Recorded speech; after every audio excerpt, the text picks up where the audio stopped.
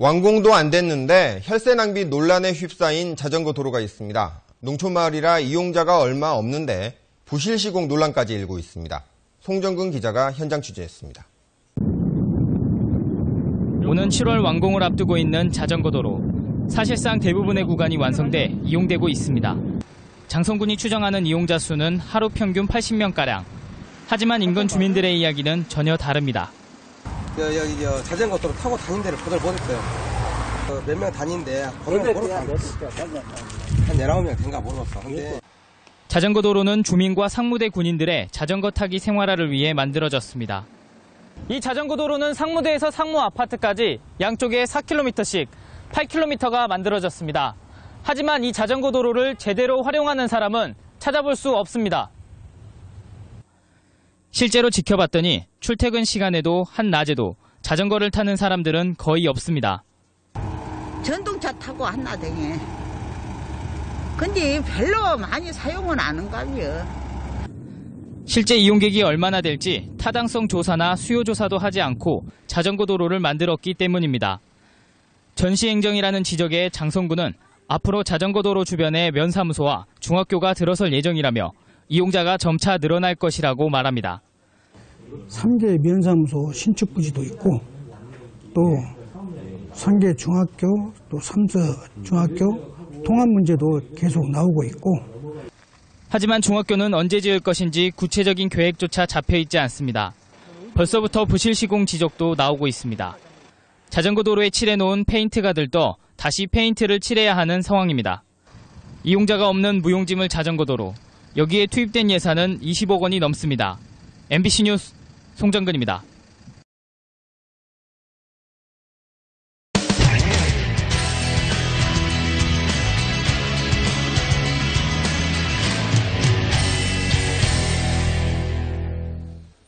지난해 부산에서만 자전거 도로에서 자전거와 보행자가 부딪혀 수십 명이 다치고 심지어 한 명이 숨지기까지 했습니다.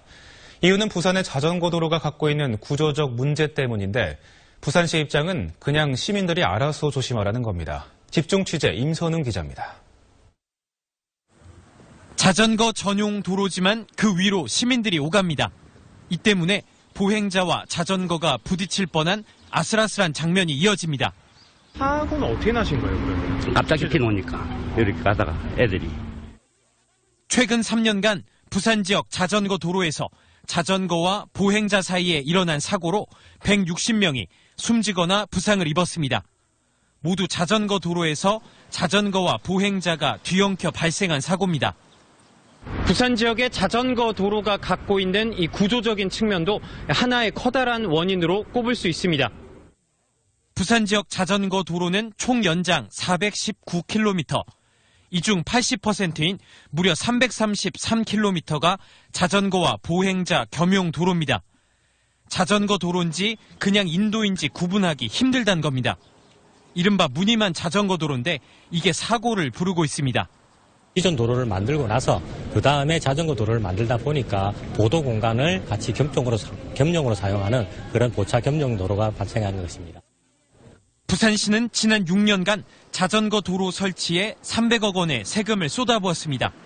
정부 정책 때문에 마지못해 한 거지만 시민들의 안전은 뒷전이었습니다. 문제는 앞으로 뾰족한 대책이 없다는 겁니다. 표시판이라든지 또 도로 노면에 표시를 한다든지 이런 식으로 해서 이제 같은 겸용이다, 같이 해야 된다 하는 이런 부분을 표시를 하고 있습니다. 부산의 자전거 이용자만 100만 명. 부산시가 할 수 있는 거라곤 그냥 알아서 조심하라는 당부가 전부입니다. MBC 뉴스 임선웅입니다. 고성에서 부산까지 동해안 720km를 잇는 자전거길이 완공돼 개통을 앞두고 있습니다. 하지만 일부 구간은 과도하게 사업비를 들여 예산 낭비라는 지적도 나오고 있습니다. 이훈 기자가 보도합니다. 양양군의 현북면 잔교리 38선 휴게소 인근에 건립한 자전거 길입니다. 220m 구간에 수십 개의 기둥을 세워 교량 형태로 지었는데 바닥에는 고가의 외국산 원목이 깔렸습니다. 양양군 강현면 전진리 국도 7호선 주변 450m 구간에도 비슷한 형태의 자전거 길이 세워졌습니다. 양양군이 이 두 곳에 자전거 길을 만들기 위해 들인 예산만 25억 원. 양양군이 관내 자전거길 37km를 조성하면서 59억 원을 사용했는데 단 700여 미터 구간에 예산의 절반가량을 쓴 겁니다. 자전거 이용객이 많지 않은데 비싼 원목을 쓰면서까지 자전거 길을 만드는 건 예산 낭비가 아니냐는 지적이 나옵니다. 고가를 투자한 것보다는 차라리 전체적으로 저렴하더라도 전체적으로 다 해주는 게 오히려 자전거 동호인들은 좋지 않을까 그런 생각합니다. 양양군은 해당 구간이 경사가 심하고 도로에 자전거 길을 만들기가 쉽지 않아 교량 형태의 목재 길을 조성했다고 말합니다. 절개지가 있는 이런 구간에 대해서 적합한 공법으로 교량 공법을 택했습니다. 미관상도 괜찮고 하여튼 자전거 명소가 될 것으로. 감사원은 2년 전 전국의 자전거 길 조성 사업이 예산 낭비라고 지적하면서 시군별 하루 평균 자전거 통행량을 조사했는데 양양군은 53대로 조사됐습니다. MBC 뉴스 이웅입니다.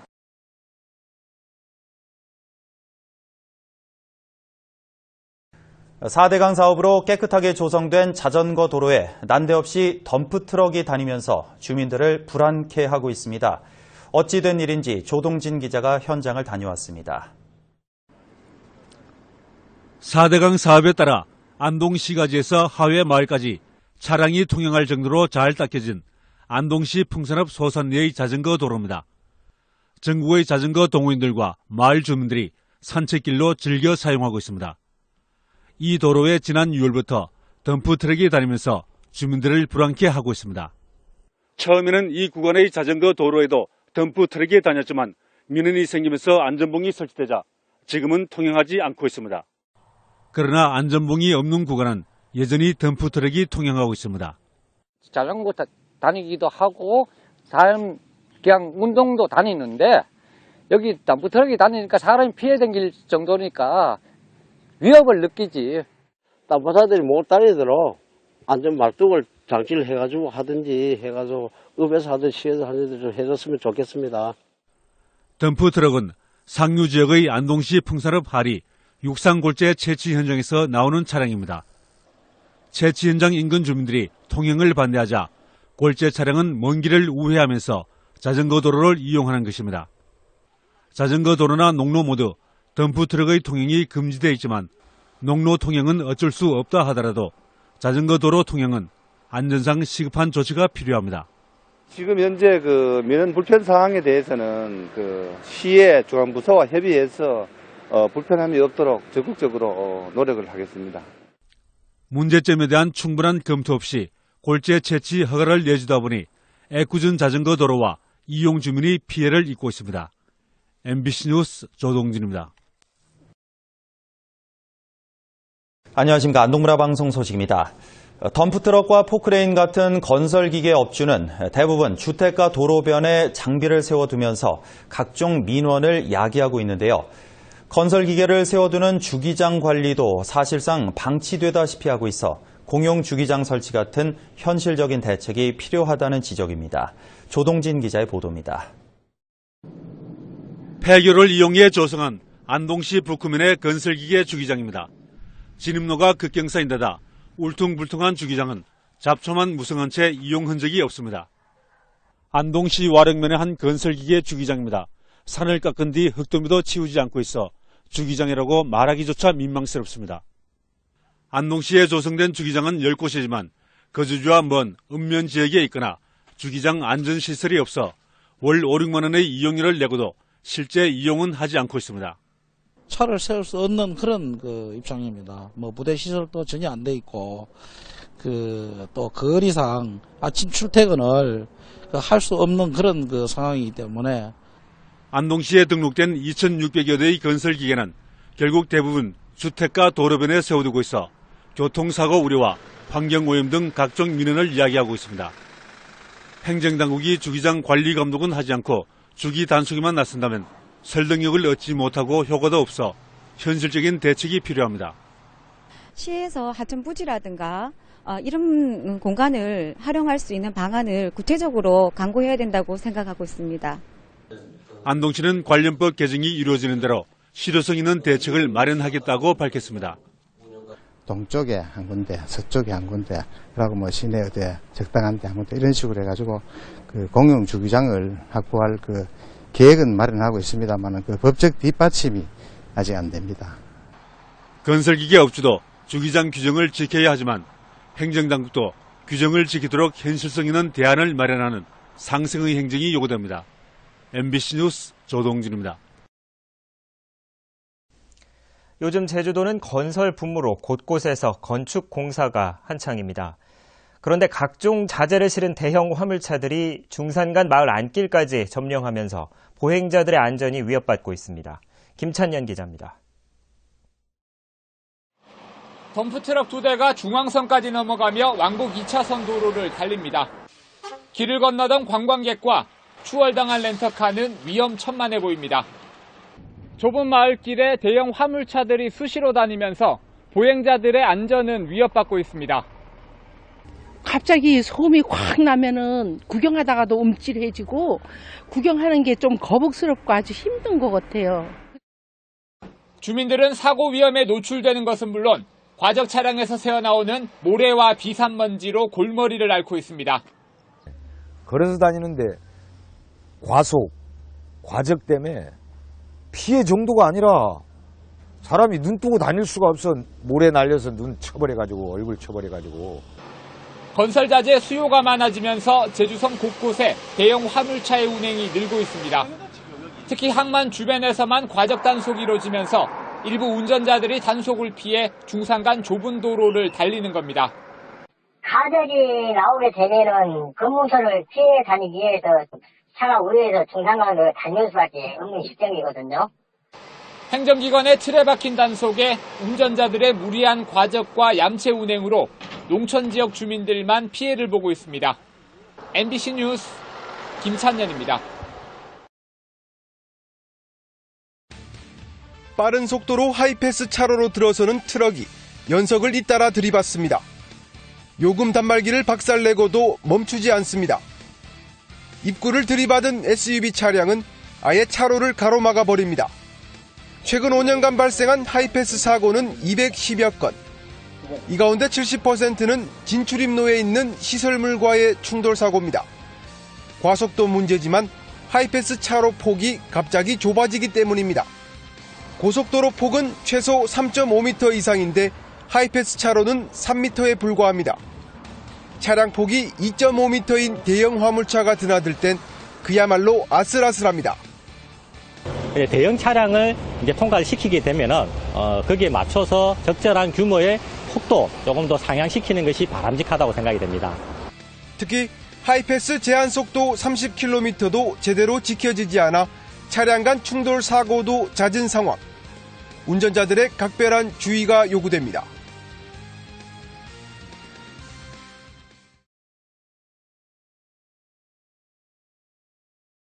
규정 적재량보다 많은 짐을 실은 과적 차량이 우회도로를 통해 과적 검문소를 피해 다니는 일이 끊이지 않고 있습니다. 하지만 우회도로는 지자체가 관리하는 곳이 많다 보니 장비와 인력 부족 탓에 단속의 손길은 미치지 못하고 있습니다. 송세혁 기자가 보도합니다. 하루 1000대 안팎의 화물차가 오가는 강원 지역 한 국도. 석회석을 가득 실은 화물차들이 국도에서 지방도 방향으로 급히 좌회전합니다. 1km 앞에 있는 고정식 과적 검문소를 피하기 위해서입니다. 두 번 출시 7번 걸려. 그래서 이쪽으로 우회하시는 분들이 많구나. 과적 차량이 국도의 과적 검문소를 피해 다니는 이 우회도로는 강원도와 삼척시가 나누어 관리하고 있습니다. 하지만 단속 장비와 인력 부족으로 과적 단속은 제대로 이루어지지 않고 있습니다. 특히 삼척시는 아예 이동식 과적 단속 장비조차 없어 국도관리사무소의 지원을 받아야 하는 실정입니다. 우회도로에는 이런 이동식 과적 검문소 2곳이 설치되어 있습니다. 하지만 인력 부족을 이유로 일주일에 대여섯 시간을 제외한 나머지 시간은 이렇게 텅 비어 있습니다. 사정이 이렇다 보니 지난 7월부터 최근까지 해당 구간에서 과적을 단속한 실적은 단 5건에 불과했습니다. 검문소를 피해 다니는 과적 차량에 대한 허술한 단속은 다른 지자체 역시 마찬가지입니다. 국도관리사무소에 인원 장비 저희가 지원 받아서 지금 하고 있고 지금 있습니다. 그리고 아직까지 적발 건수는 없습니다. 국토교통부 역시 국도가 아닌 지방도나 시군도로 등의 과적 단속은 지자체의 몫이라며 사실상 손을 놓고 있습니다. 과적 단속의 사각지대가 방치되면서 일부 화물차들의 위험천만한 과적 운행은 오늘도 계속되고 있습니다. YTN 송세혁입니다. 과적 화물 차량은 도로 위 폭탄으로까지 불리고 있습니다. 단속을 피하는 수법은 날로 교묘해지고 있는데요. 경기도가 단속 시스템을 확 바꿨습니다. 이상범 기자입니다. 짐을 가득 실은 대형 화물차를 경기도 이동 단속반이 세웁니다. 하지만 화물차는 위험천만한 주행을 하며 단속반을 칠 기세입니다.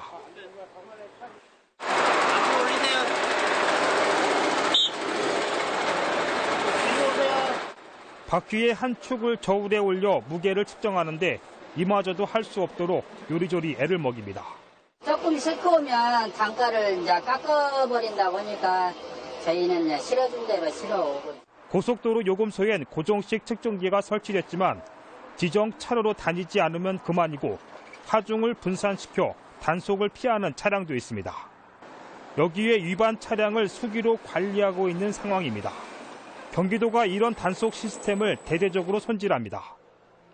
현재 과적 차량들은 축 조작이라든지 첨단화가 되어 있는데 이동 단속 방송은 그에 좀 못 미치는 것이 사실입니다. 이런 부분에서 좀 더 저희가 과학적으로 단속을 하고 효율적으로 단속하기 위해서 이번에 종합 개선 방안을 마련하게 된 것입니다.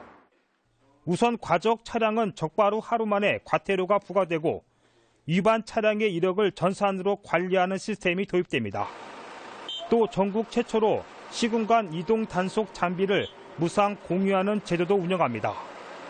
특히 생계형 화물 운송 종사자들의 피해를 최소화하기 위해 도로법 개정도 추진합니다. 딜라이브 서울 경기 케이블TV 이상보입니다.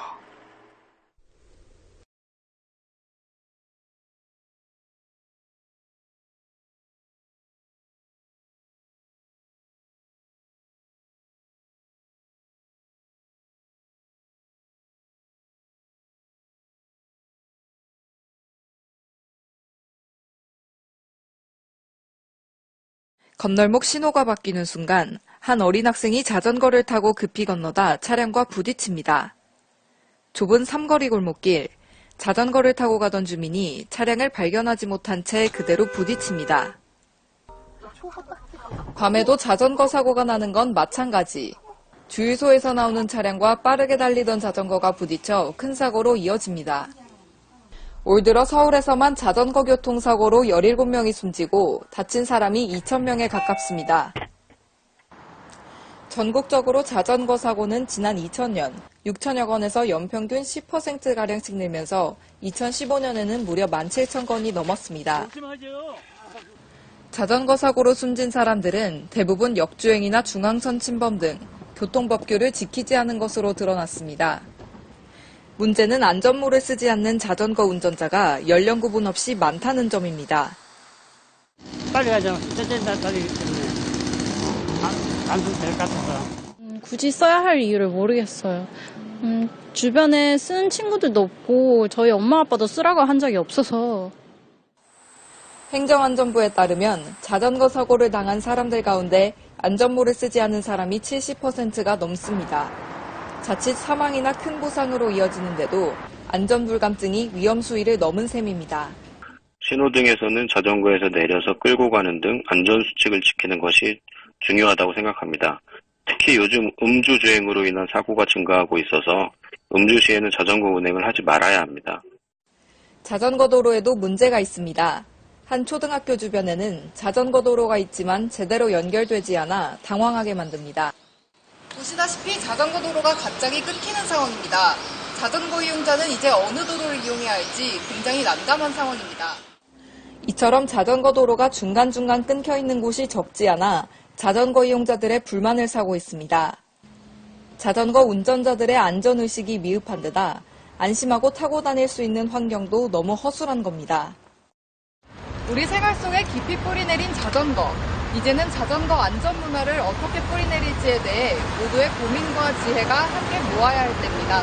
국민리포트 정윤입니다.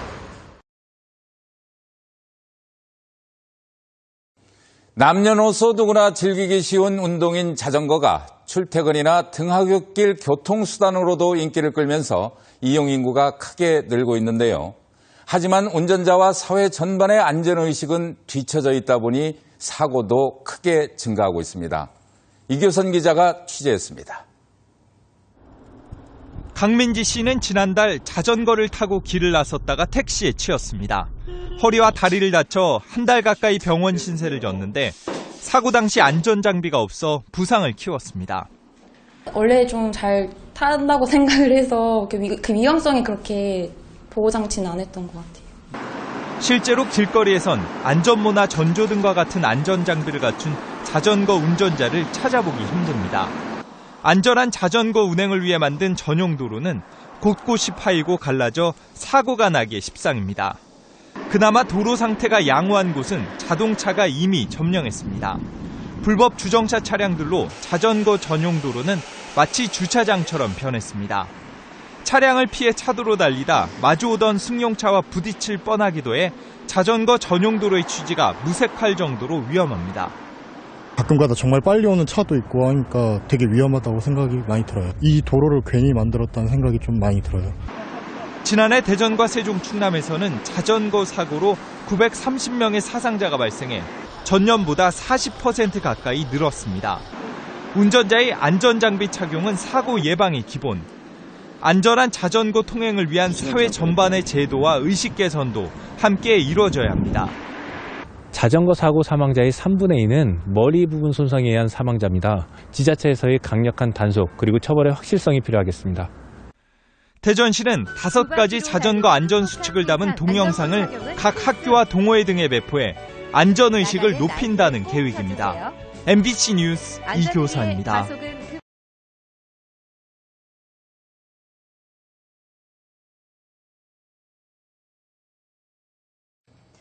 최근 친환경에 대한 관심이 높아지면서 자전거 이용자가 늘고 있습니다.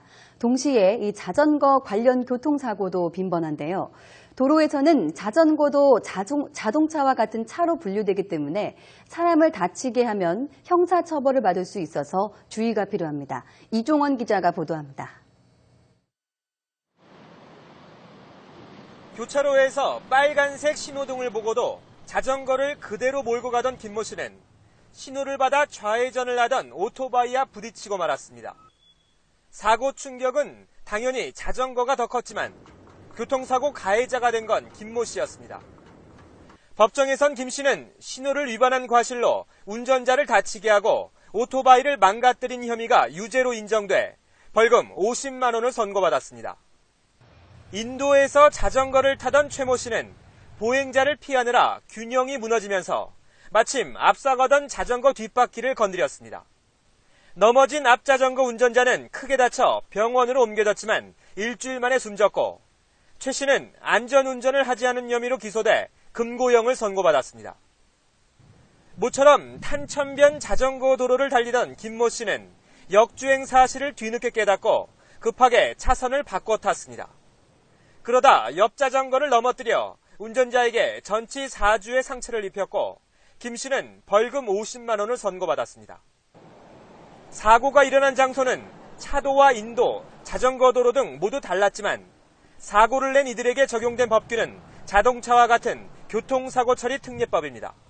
도로교통법상으로는 자전거도 차에 포함되므로 자전거를 몰다가 실수로 다른 사람을 다치게 한 경우에도 교통사고 처리 특례법에 따라 형사처벌을 받을 수 있습니다.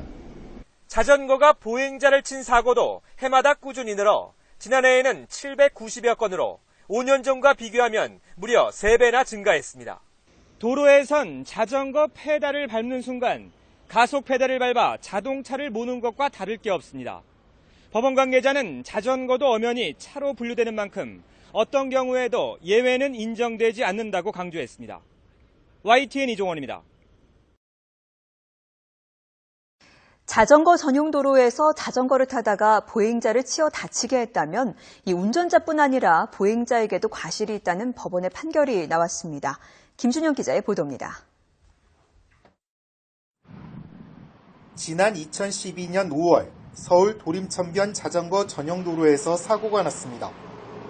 보행자 도로를 걷던 73살 A씨가 어느 순간 붙어있던 자전거 도로로 들어왔고 마침 시속 20km 정도로 자전거를 몰던 B씨가 미처 피하지 못해 뒤에서 들이받은 겁니다.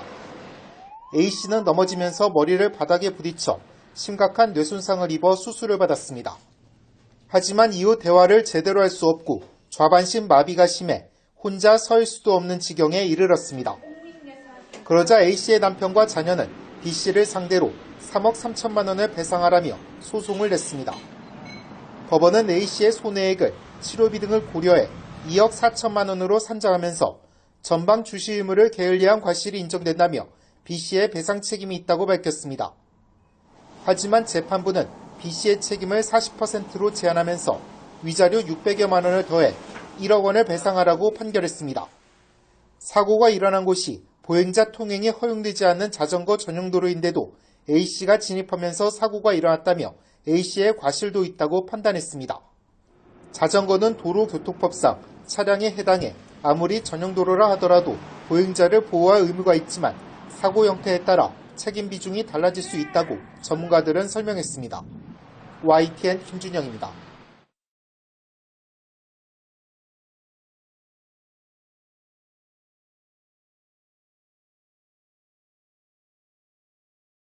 자전거 사고는 어디서 가장 많이 날까요? YTN 취재진이 빅데이터를 분석해 자전거 사고가 많이 났던 마의 교차로 10곳을 꼽아봤습니다. 한동우 기자의 보도입니다.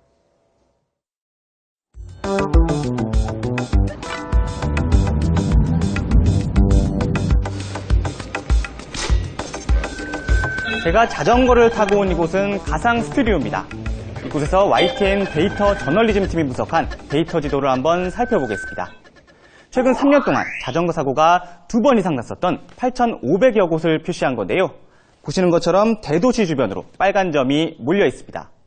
서울을 한번 자세히 들여다볼까요? 보시는 것처럼 도심을 빼고는 대부분 지역이 붉은 점으로 표시되어 있습니다. 바로 자전거 사고가 많이 났던 구역인데요. 자전거 도로가 많은 동네와 거의 일치합니다. 한번 확대해 볼까요? 네, 서울 동대문구청 부근입니다. 이렇게 크고 작은 교통사고는 주로 교차로 부근에 몰려 있습니다. 자전거 도로가 자동차 도로와 만나는 곳인데요. 사고 다발구역에서 일어난 사고 가운데 60%는 이렇게 교차로 부근에서 일어났습니다. 그렇다면 어느 교차로에서 사고가 가장 많이 났을까요? 자전거 사고가 자주 발생한 마의 교차로 10곳을 뽑아봤는데요. 1위는 서울 송파구 방이동 올림픽공원 남문 사거리였습니다.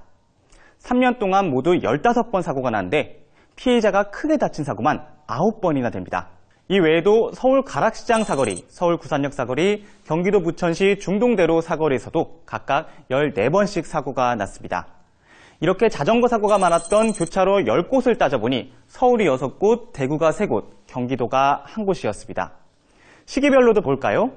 역시 나들이가 많고 바깥 활동하기가 좋은 5월과 6월, 9월과 10월 사이에 자전거 사고가 많았습니다. 1년 중 사고가 급증했던 때도 6월 말과 9월 중순이었습니다. 바로 지금이죠. 요일별로 보면 주말이나 휴일보다 평일에 일어난 사고가 많았고요. 하루 중에는 오전 8시 전후와 오후 5시에서 6시 전후에 사고가 빈발했습니다. 정리하면 봄, 가을, 출퇴근 시간, 교차로 근처를 지날 때 자전거 사고를 특히 조심해야 합니다. 지금까지 가상 스튜디오에서 YTN 한동우입니다. 고속도로에서 사고가 나면 1차 사고 운전자는 낮에는 차량 뒤쪽 100m 지점에 삼각대를 세우고 또 밤에는 뒤쪽 200m 지점에 불꽃 신호기 등으로 표시를 하도록 의무화돼 있습니다. 하지만 현실적으로 이를 지키기는 어려워 이 규정에 대한 정비가 필요하다는 목소리가 높습니다. 보도에 황보연 기자입니다. 짙은 안개를 뚫고 달리는 관광버스. 얼마 못 가 서행하던 승용차를 그대로 들이받습니다. 옆 차로를 달리다 사고가 난 택시는 곧바로 다른 버스의 옆구리를 가격당합니다. 2차, 3차, 4차, 꼬리에 꼬리를 문 사고차들은 무려 100대가 넘었고 죽거나 다친 사람은 60여 명이나 됐습니다. 가들이 위로 아들하고 올라갔죠. 올라가지고 있는데 대포 쏘는 소리처럼 쾅쾅쾅 아주 밀려오고 날아가고 차들이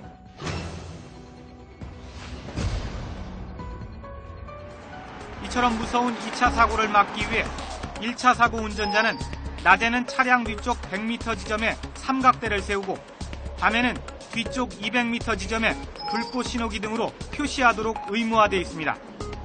하지만 다른 차들이 쌩쌩 달리는 고속도로에서 삼각대 등을 설치하기 위해 100m, 200m를 거슬러 올라가는 일은 목숨을 거는 것과 마찬가지.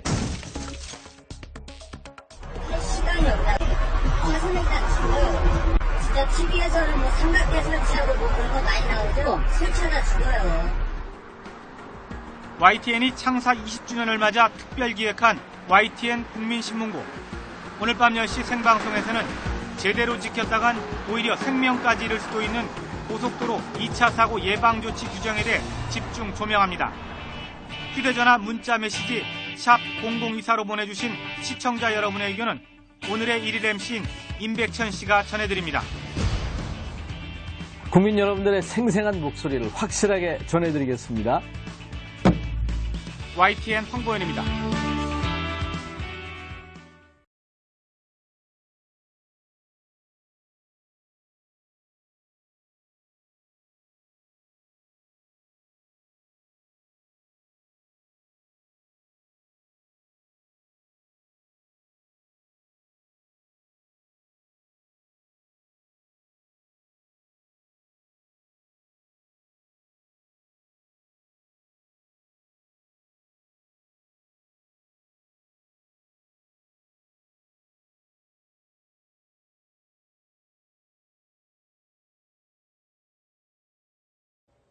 최근 3년 동안 있었던 몰래카메라 범죄 중 36%가 여름철에 집중 발생할 정도로 해마다 피서 처리되면 몰래카메라 범죄가 극성입니다.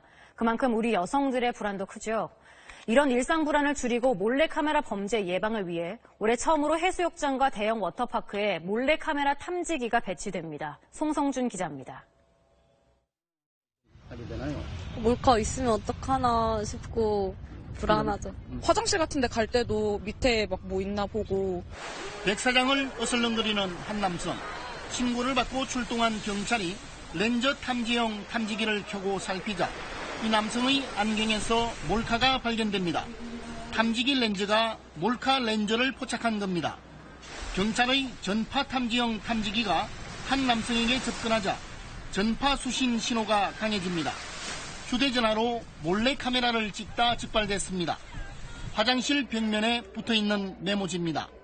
렌저 탐지기를 가동하니 메모지에 부착된 몰카가 반짝거리며 발견됩니다. 이 렌저 탐지형 카메라는 반경 8m 안에 있는 전원이 꺼진 카메라도 이처럼 식별이 가능합니다. 경찰청은 올해 처음으로 전파 탐지기 16대와 렌저 탐지기 70대를 해수욕장과 대형 워터파크 등지에 배치했습니다. 또 화장실과 탈의실 등에 CCTV와 비상벨을 새로 설치해 성범죄 예방에 적극 나섰습니다. 비상벨 57개 신설 등 또 전국 최초 몰래카메라 탐지기를 활용해서 탈의실, 화장실 등을 지속 점검하게 되겠습니다. 최근 3년간 전국에서 발생한 몰카 범죄는 2,700여 건으로 이 가운데 36%가 여름철에 집중 발생하고 있습니다. SBS 송승준입니다. 요즘 맘 놓고 목욕탕이나 수영장 가기가 겁난다는 여성들이 많습니다. 행여 누가 고성능 카메라폰으로 자신을 찍을까 소름이 끼치기 때문입니다. 현실화되고 있는 카메라폰 공포 실상을 나신아 기자가 취재했습니다. 여성들이 앞다퉈 몸 맵시를 뽐내는 이 여름.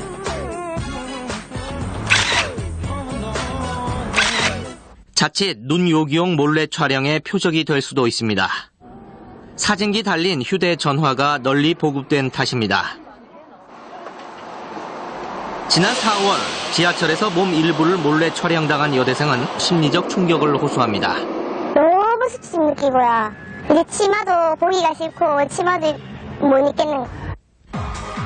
연예인들은 카메라폰 노이로제에 걸릴 지경이라고 하소연합니다. 대중목욕탕이나 그 사우나를 가본 지가 굉장히 오래됐어요. 그냥 갔을 때 이렇게 많이 찍으시더라고요. 근데 굉장히 기분이 안 좋아요. 이른바 몰카 사진이 인터넷으로 무차별 유통되고 동호회까지 등장했습니다. 정보통신윤리위원회가 접수한 카메라폰 등 관련 피해 사례가 올 들어 400건을 넘었습니다. 남의 사생활이라든가 이런 것은 내 호기심 만족을 위해서는 침범해도 된다 하는 사회윤리가 결핍되어 있는 점과도 관계가 있습니다. 카메라폰은 공연 등의 몰래 촬영에도 악용되고 있습니다. 카메라폰을 촬영에 사용할 때 빛이나 신호음을 내도록 하는 방안을 정보통신부가 추진하고 있지만 수천억 원 규모의 시장을 지키려는 업계의 입김부터 어떻게 이겨낼지가 과제입니다. KBS 뉴스 나신합니다.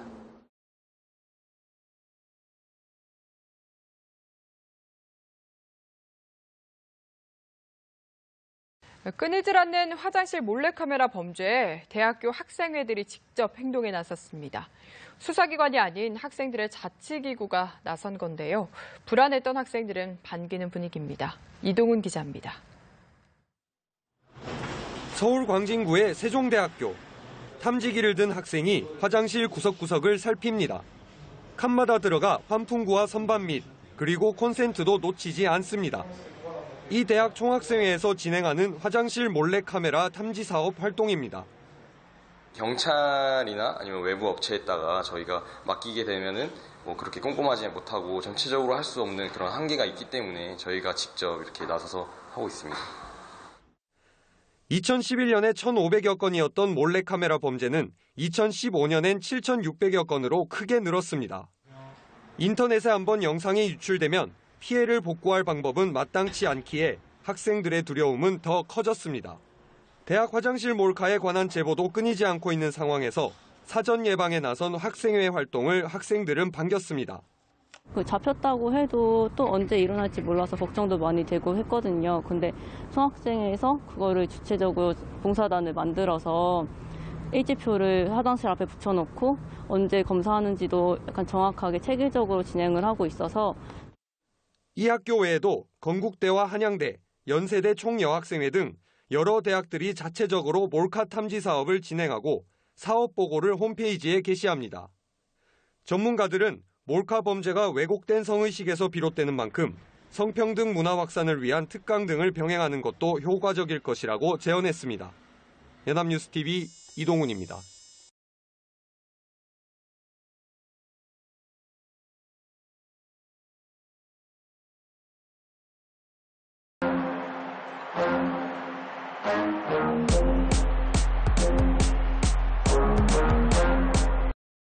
날씨가 더워지면서 몰래카메라 걱정하는 여성들 많습니다. 몰카 성능이 날로 발전해서 관련 범죄도 늘고 있는데 직접 탐지기를 들고 다닐 정도입니다. 오선민 기자입니다.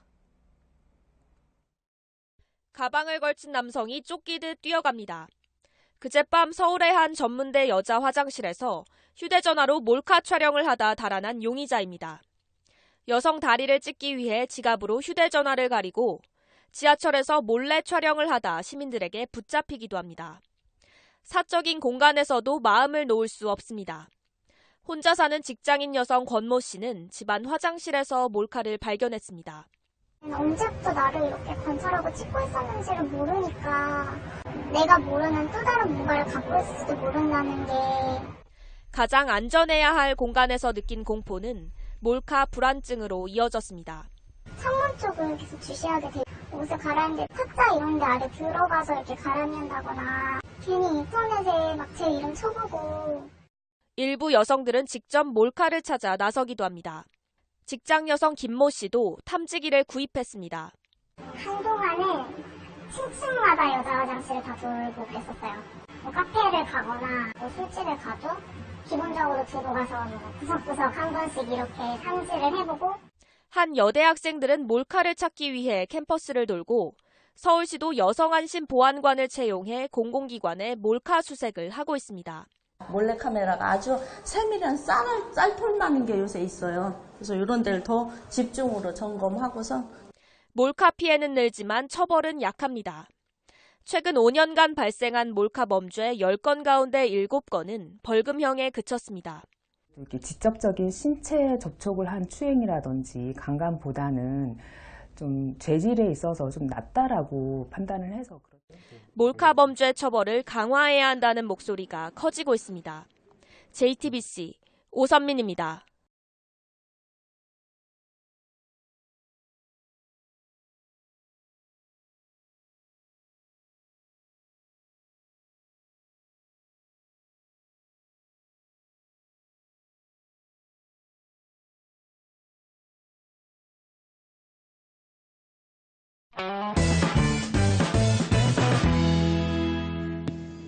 안녕하세요. 우주마켓입니다. 공중 화장실에 몰래 카메라를 설치해 여성들의 모습을 녹화하고 인터넷에 유포한 30대가 경찰에 붙잡혔습니다. 여성 수백여 명이 이 몰카에 당했지만 워낙 교묘히 설치돼 있어서 피해 여성들은 아무도 눈치채지 못했습니다. 윤혜림 기자가 취재했습니다. 여성들이 화장실에서 볼일을 보는 모습이 적나라하게 녹화돼 있습니다. 제주에 사는 30살 현모 씨는 지난해 4월부터 최근까지 화장실에 몰래 카메라를 설치해 이 영상을 인터넷에 올렸습니다. 영상이 찍힌 곳은 바로 제주도에 있는 한 공원 여자 화장실입니다. 지금까지 드러난 피해 여성은 100여 명, 60여 차례 인터넷에 올렸지만 압수한 영상을 분석한 경찰은 피해 여성이 수백여 명에 이를 것으로 보고 있습니다. 범행에 사용된 몰래 카메라입니다. 이 몰래 카메라는 경기에서 보면 바로 쳐다보이는 곳에 이렇게 부착돼 있었지만 피해 여성 그 누구도 이것이 몰래 카메라인지 의심하지 못했습니다. 전기 스위치처럼 생겨 몰래 카메라인지 전혀 알 수가 없었기 때문입니다. 결혼도 하고 별다른 전과도 없는 피의자는 호기심에서 인터넷에 올렸는데 회원들이 폭발적인 반응을 보이자 계속하여 범행한 것으로 밝혀졌습니다. 공중 여자 화장실 몰카 피해가 속출하고 있지만 갈수록 교묘해지는 몰카 장비에 관리하는 사람도 모르고 이용하는 사람은 더더욱 알 수 없는 불안한 상황이 계속되고 있습니다. KNN 윤혜림입니다.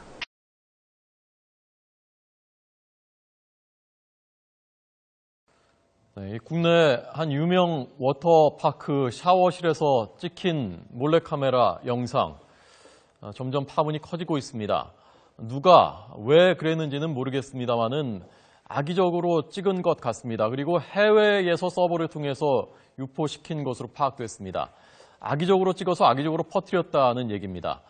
자, 이렇다면 선량한 시민들이 아무 잘못도 없이 피해를 입는다면 어떻게 마음 놓고 우리 사회를 살아갈 수 있겠습니까? 경찰이 이 동영상을 퍼간 사람들도 처벌하겠다는 방침을 밝혔습니다. 정유진 기자 연결됐습니다. 정 기자 나오십시오. 네, 사회부입니다. 네, 이게 해외 서버를 통해서 이 영상 올렸다면서요? 그렇습니다. 사건을 수사하고 있는 경기 용인 동부경찰서는 지금 퍼지고 있는 동영상들이 해외 서버를 두고 올라온 것으로 파악했습니다.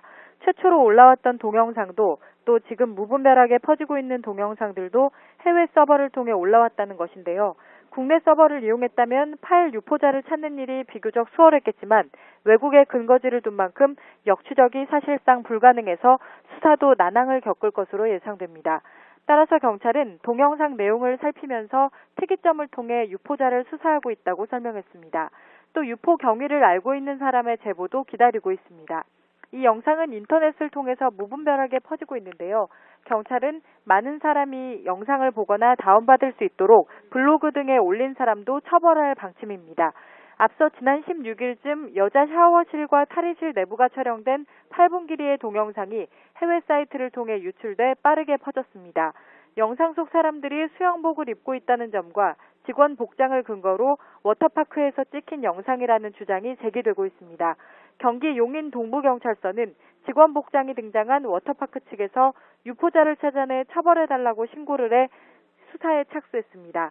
지금까지 사회부에서 YTN 정유진입니다. 국내 유명 워터파크 여성 샤워실에서 누군가 몰래 찍은 것으로 추정되는 영상이 유출됐습니다. 이 영상은 인터넷을 통해 빠르게 퍼지고 있습니다. 진정서를 접수한 경찰은 명백한 범법 행위라며 즉각 수사에 나섰습니다. 정유진 기자입니다. 샤워실에서 여성들이 몸을 씻고 있습니다. 샤워실뿐만 아니라 탈의실까지 적나라하게 촬영됐습니다. 8분 길이인 이 몰래카메라 동영상은 지난 16일쯤 해외 사이트를 통해 유출됐습니다. 영상 속 직원 복장 등으로 미루어 볼 때 국내에 있는 특정 워터파크로 추정되고 있습니다. 영상이 인터넷을 통해 빠르게 퍼지면서 정확한 장소와 함께 누가 왜 이렇게 했는지를 놓고 네티즌들 사이에 논란이 일고 있습니다. 이런 개인이나 다중을 상대로 한 몰래카메라 촬영과 무차별적인 영상 유포는 사생활 노출에 대한 우려를 넘어 공포로 이어지고 있습니다. 기기의 발달로 이런 범행을 하는 경우가 급속히 늘고 있기 때문입니다. 최근에는 차량용 블랙박스처럼 좀 더 소형화된 어떤 그런 카메라들 있죠. 사람들이 쉽게 눈치채지 못하는 그런 기기를 이용하니까 과거에는 좀 생각하기 어려웠던 일들인데 쉽게 저지를 수 있고요. 지난 5월에는 시설관리업체 직원이 피트니스 센터 여성 탈의실과 쇼핑몰 화장실 등을 몰래 촬영했다 붙잡혔고 30대 남성은 커플들을 쫓아다니며 여성의 특정 신체 부위를 5분 동안 130여 장이나 찍기도 했습니다. 몰래카메라 범죄는 지난 2009년 800여 건이었지만 지난해에는 6,600여 건으로 8배나 급증했습니다. 몰카 범죄를 저지르다 적발되면 5년 이하의 징역형이나 1,000만 원 이하의 벌금형을 받게 됩니다. YTN 정유진입니다.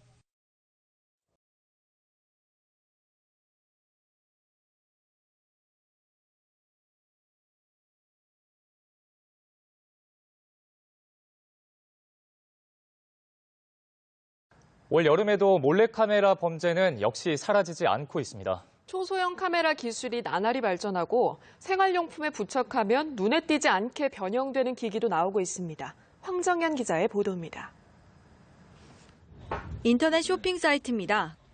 갖가지 초소형 카메라들이 손님을 기다리고 있습니다. 기존의 몰래 카메라로 쓰인 볼펜과 자동차 리모컨키, 넥타이 핀은 물론 모자나 텀블러, 액션 캠코더까지 종류도 다양합니다. 가격은 10만 원에서 40만 원 수준으로 크기와 모양이 더욱 정교해졌습니다. 생활용품에 주로 장착되다 보니 육안으로 찾아내기가 쉽지 않습니다. 지난해 8월 국내 유명 워터파크 샤워장 탈의실에서 몰카 사건이 발생한 지 1년이 됐지만 몰카 범죄는 끊이지 않고 있습니다. 올여름 유명 항공사 여자 화장실에 몰카를 설치한 20대 남성이 체포됐고 현재 경찰관이 몰카로 여대생 다리를 찍었다가 파면되기도 했습니다. 심지어 중학생이 여교사의 치마 속을 촬영하는 일도 있었습니다. 몰카 범죄는 2011년 1,500여 건에서 지난해 7,600여 건으로 해마다 증가 추세입니다. 몰카 목적으로 구매를 하는 건지 아니면 다른 내조 목적으로 하는 건지 이것을 몰카 행위가 일어나기 전까지는 알 수가 없기 때문에 규제할 수 있는 법 적용 자체가 현실화될 수 있는. 전문가들은 초소형 카메라 판매를 규제하면 음성화될 소지가 있는 만큼 온라인 유포를 막고 처벌 수위를 높이는 것이 필요하다고 지적합니다. 연합뉴스TV 황정현입니다.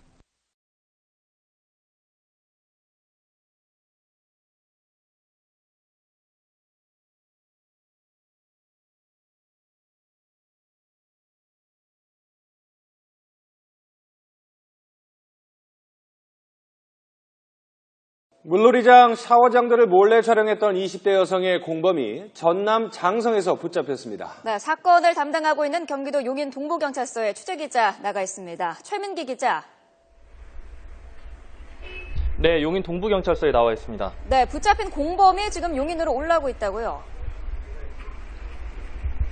네, 그렇습니다. 워터파크 몰카 사건의 용의자의 공범이 붙잡힌 시각은 오늘 낮 12시 50분쯤입니다.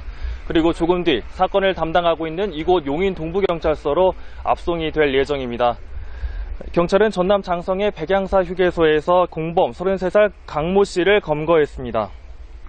그동안 강 씨는 자신의 주거지가 아닌 가족 명의의 다른 주거지에 머물다 서울로 올라오는 길에 밥을 먹다 붙잡힌 것으로 확인됐습니다.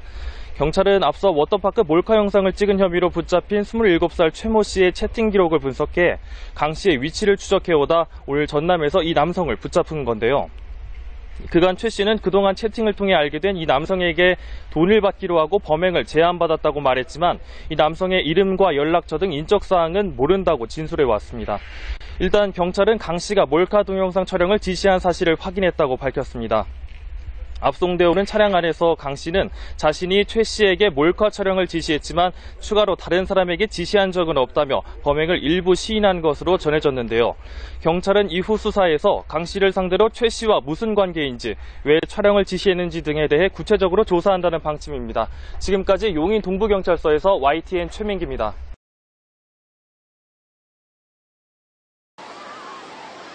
무더위를 피해 시원한 바다를 찾은 피서객들이 백사장을 가득 메우고 있습니다. 여름날의 추억을 담기 위해 저마다 휴대전화를 꺼내듭니다.